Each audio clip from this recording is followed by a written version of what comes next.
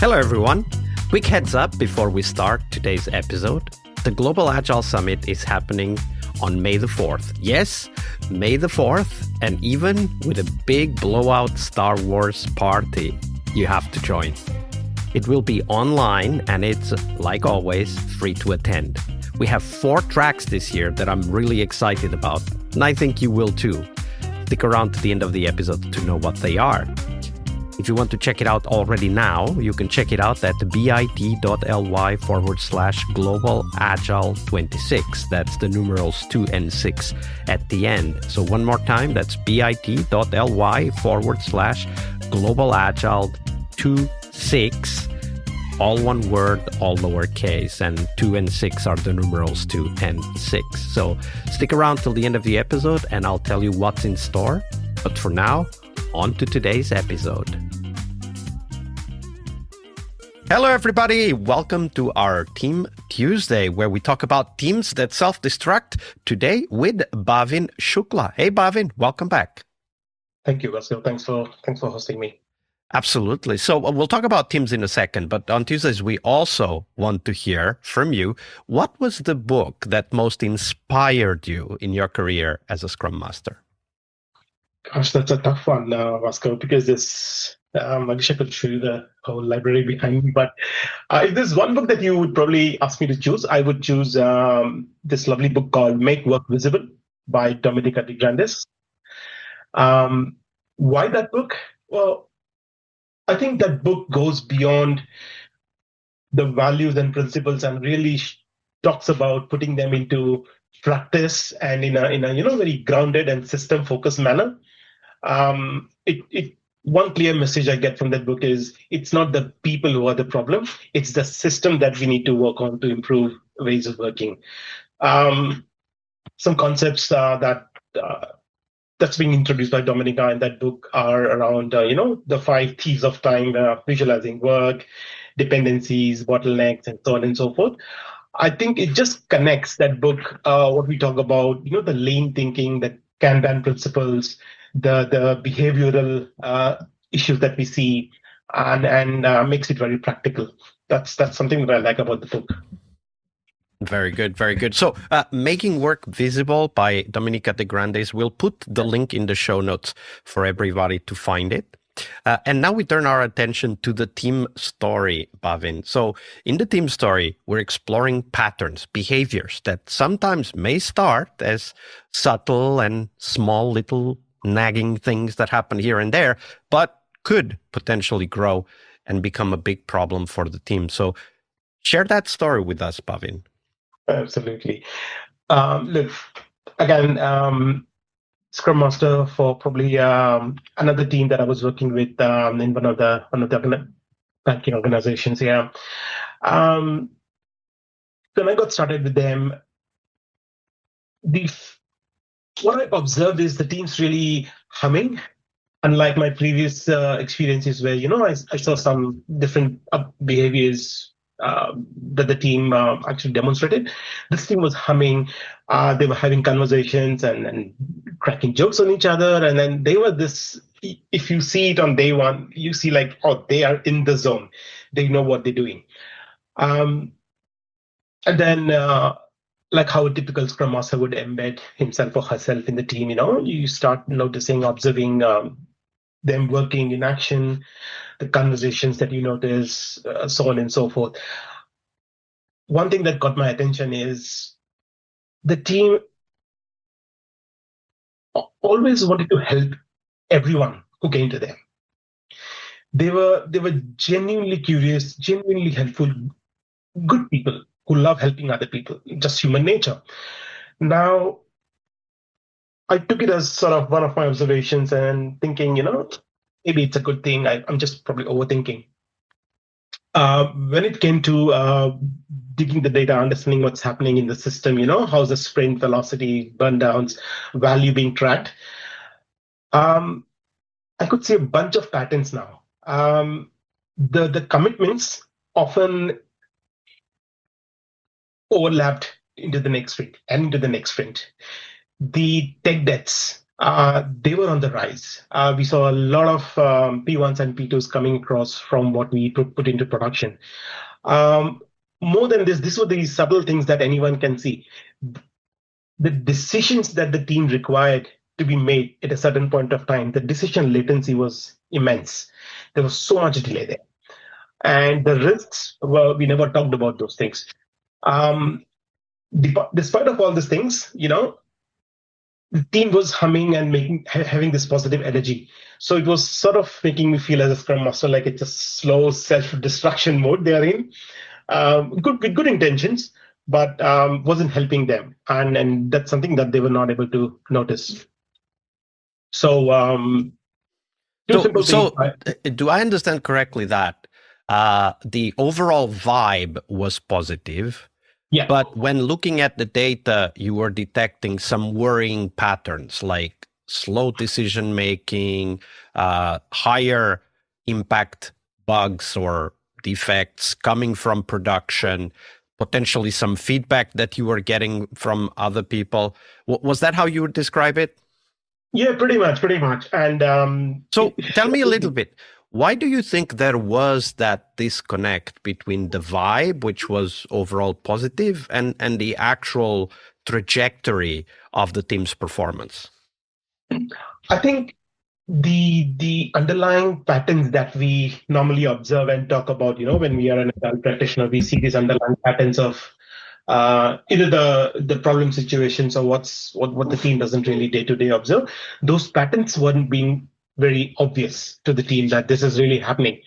Um, it was also a culture of it's okay, delays are okay, it's okay, things overflow. So there was no sense of urgency I felt every time. Goals, sprint goals not met. Yeah, that's okay. We'll do it next sprint.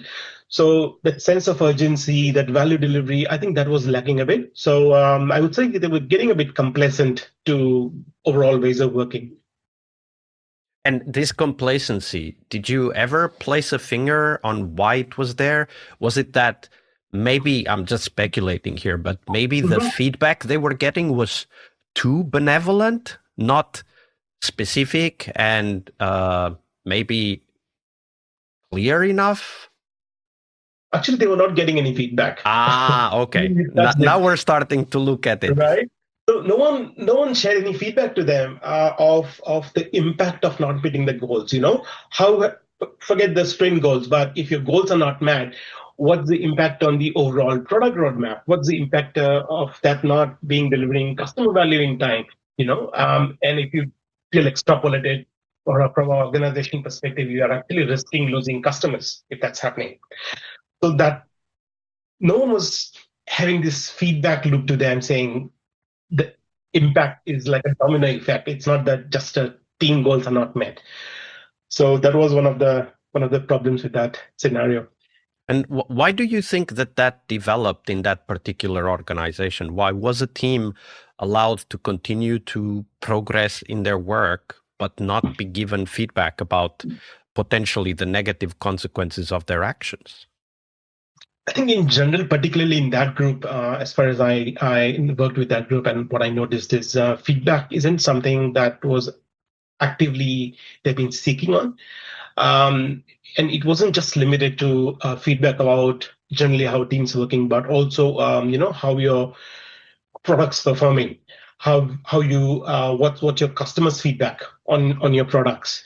So generally that feedback loops were missing is how I sort of concluded that maybe if this feedback loop which could be built around multiple touch points, I could experiment around something. And then that was probably my experimentation going ahead, where I literally introduced as a Scrum Master literally two things or two tools. I just put a anonymous happiness meter. It was those days when we didn't do a lot of murals and murals and things. So I put it on the wall, like when you walk out of the to leave, guys. I just want you to do two things. Rate yourself 1 to 5, how happy you are, 5 being very happy, and if you're anything below 3 and below, a post-it note on why or what, and anonymous. which is data for me. And without, injecting all those formal tools and everything from an organization perspective, which makes it feel like more pressurized and people feeling like gaming the system. This was more like people felt, oh, it's fun. Let's give some data. So that's one. And there was another one which I introduced as gratitude wall. So yes, there could be some negative feedback coming in. People may not be feeling happy. In this case, it wasn't the case, but my gut feel was people need that platform to speak out. And there was a gratitude wall. Combined together, the team could just not just take pride in what they do, thank each other, but it gives insights around, what was becoming as a pattern that I observed initially. The desire of the team to help everyone, it was becoming a bottleneck. And that was what was called out in the happiness meter. Team was burning out. They had to look at incidents in the weekends. They didn't know whom to reach out to if it's a P1 issue. There were a couple of instances they shared that, Friday evening, we have a P1, we don't know whom to reach out. It was like a burnout situation, right? So it was good, the data. And gradually they went to a path where, I could work with them to teach some negotiation techniques. You don't have to be rude to say no. You can negotiate the yes. You can negotiate the no. So there's always focus on an alignment on what are we delivering, what's the value, what's the most valuable thing to do right now. So that was one thing that's actually a very good point, because the saying yes actually means that a lot of other stuff is said no to, but it's just not done explicitly. Well, one of the things I really like about this story is how deliberate you were about collecting data, right? Because problems can happen any point in time. But if we don't have any data, we have no way to go and look back, hey, why is this happening? What might be the triggers? What might be the symptoms? So I really like how you focused on that data collection as a way to understand better what was going on, because another anti-pattern that usually happens is that we jump to conclusions. And without data, it's very easy to jump into conclusions. When we have data, at least we have the possibility of mirroring our hypothesis against the data and checking is there supporting evidence, right? So I really like how you described that. Thank you very much for sharing that story with us, Bhavin. Thank you, Oscar. Hi there, friends. Thanks for sticking around till the end of the episode. So let me tell you what's coming. On May 4th, we're running the Global Agile Summit. It will be online, and I want you there. This year, we have 4 tracks, and each one is built around real conversations with practitioners. No slides, no keynote theater, just honest interviews with people doing the work, just like you. The first track is AI in organizations, where practitioners show what actually works. No hype, just AI that makes your Monday better. Happy Monday, everybody. And then we have the people track, honest conversations about putting humans at the center of how we work and keeping them there. And third is Agile in construction. And yes, I really mean brick and mortar construction. Lean and Agile actual job sites. Field leaders removing waste, teams transforming how buildings get built. Stay tuned for what I think will be a super track on Agile in construction. And the fourth track is Agile in gaming, how game studios ship without burning out. Agile inside the creative pressure cooker. Over the years, we've had more than 12,000 participants since 2017, the time of the first summit organized with the podcast. And this year, we're making it easier than ever to join. You can register for free and get access to the summit sessions live during the event week. That's May 4th to May 6th. Or you can grab the practitioner pass and get immediate access to last year's keynotes from Jürgen Appelo, Gojko Adzic, and Mirete Kangas. Right now, even before the summit starts. So grab your practitioner pass and start learning today.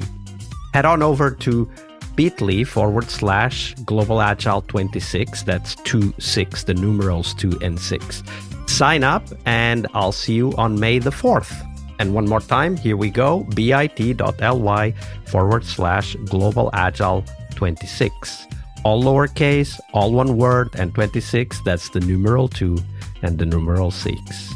I'll see you on the conference floor.